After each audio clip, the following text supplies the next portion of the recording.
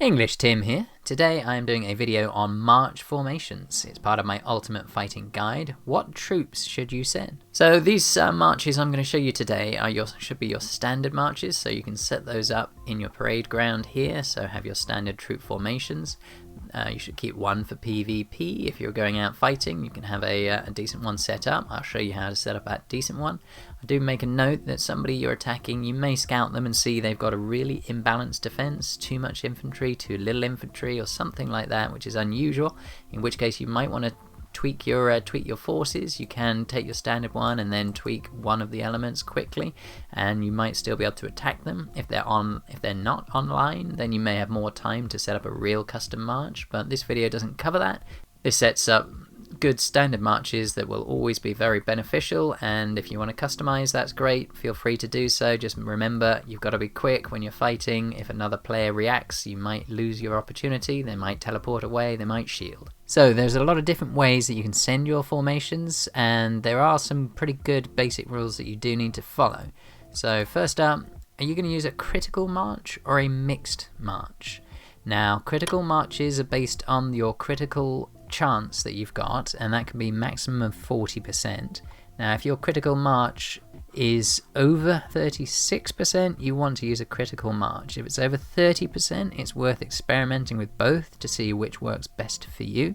If it's less than 30%, you want to use a mixed march. Now, one question I've always asked myself, I haven't got a definitive answer on this, but why is a mixed march ever better than a critical march when you've got that critical hit, an extra 40% possibly when you're bringing a bunch of worse quality troops?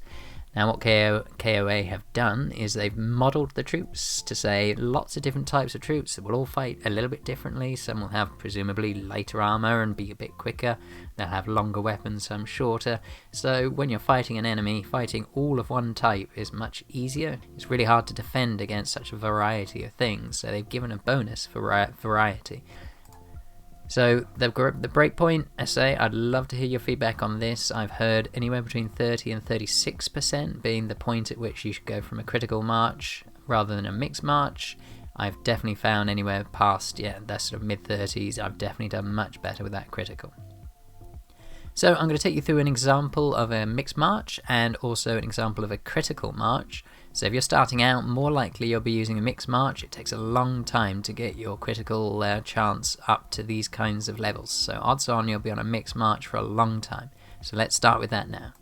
So the quickest way you can get a simple mixed march is to use the equalize option. Now, it's simple. It's not, however, super good. So the equalize option, you can see here, it will just take an equal number of all your troops. It's very quick to do.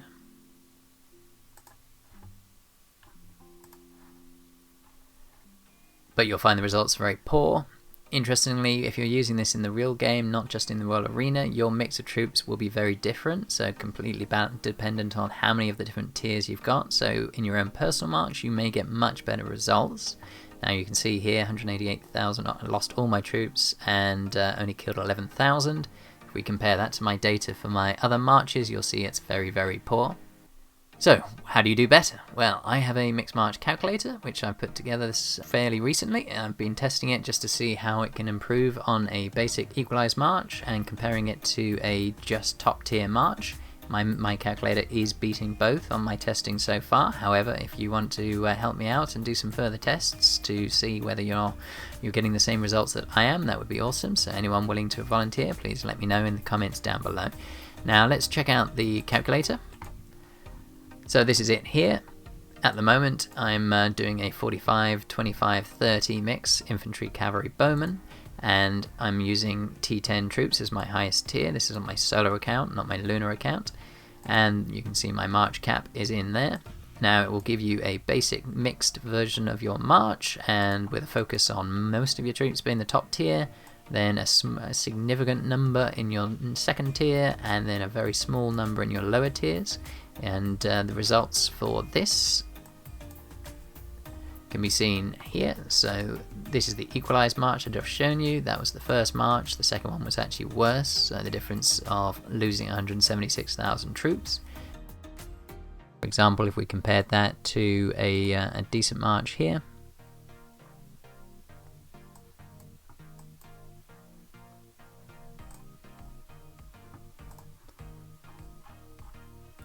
you can see the result is better.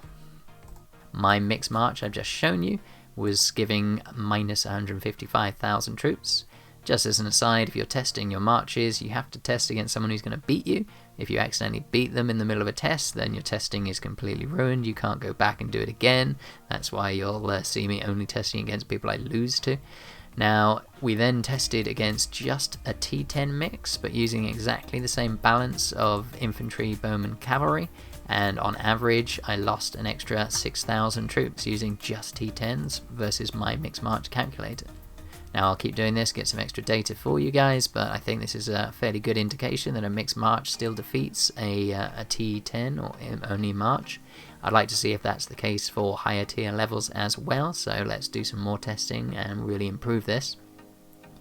Now, the only thing people might pick up is actually my losses were higher, so I actually lost more troops, but I killed substantially more troops. However, you can still see overall your results are much more positive using a mixed march. So hopefully that is helpful for you guys. You can use a mixed march similar to those I've used. You can see the format I've used here. I'll keep playing with it and release another video in the future once we've managed to work out what's the best possible version that we can do of this. So as an overview, what we have is more of the top 2 level tiers and then a smaller number of the lower tiers. You saw the percentages before, so play with those on your own and see what's best for you. Now if you're doing a P versus E, player versus environment march, then I'd recommend the Revenge Gamer calculator. Once you've completed the form, it will take you to this page here.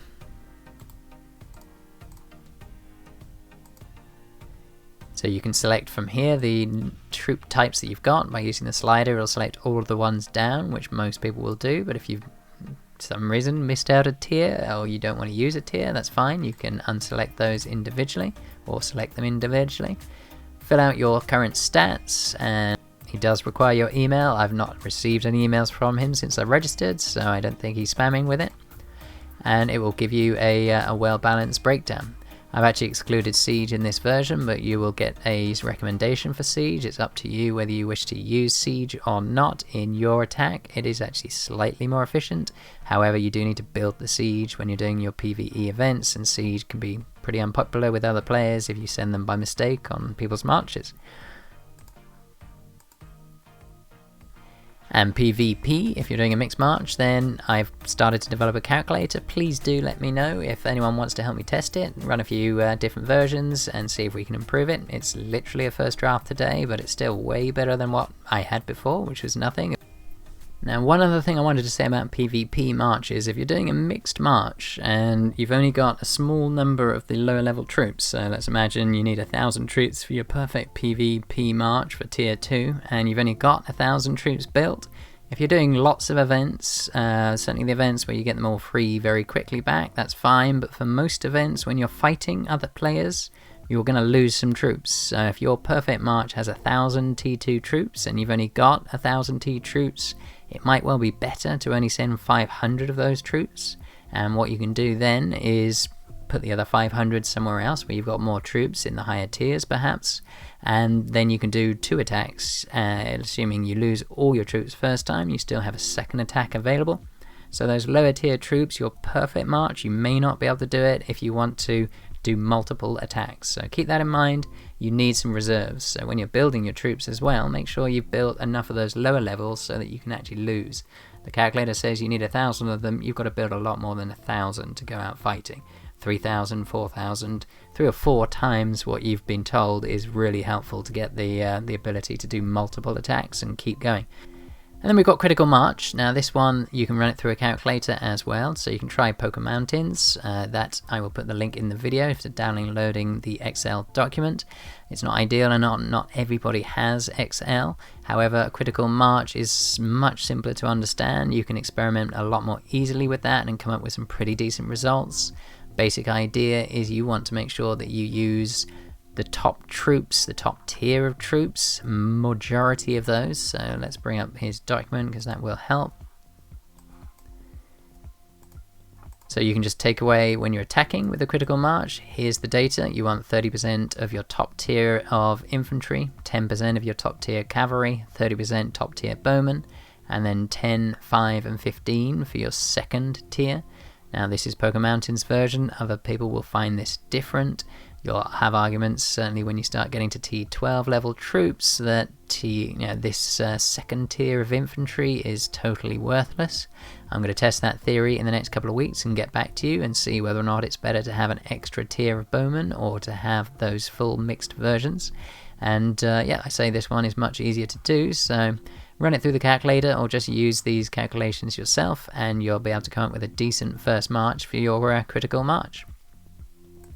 So, key take home, only 6 tiers of troops, absolutely critical. You should only use this when you've got at least 30% critical damage chance. Don't put any siege, don't put any infantry, you've got to have infantry. You've got to have infantry against other players. However, if you're doing a critical march against the golem or against a PvE style target that doesn't fight back, you must not have any infantry. Infantry are really valueless in an attack where nobody fights back and you're trying to do a critical march. Remember, this is just for a critical march. So, I am EnglishTim, thanks for watching this video, part of my Ultimate Fighting Guide. If you're liking the content, do hit that subscribe button and hit the notification bell to receive updates about my future videos. Smash that like button if you're enjoying it, and if you have any comments, chuck them down below. I try and respond to everybody, and if you've got more detailed questions, you need to send me screenshots and the like, I am on Discord, EnglishTim, #2230. So I'm carrying on with my Ultimate Fighting Guide. I'll be going into more details about strategies in the upcoming videos, so hopefully you'll be there to join me for all the different ways that you can get people to fight, attack you, get more upset, how to get them confused. There's loads of ways to play mind games with the enemy, not knowing what you're up to, what you're going to do next. King of Avalon, play now.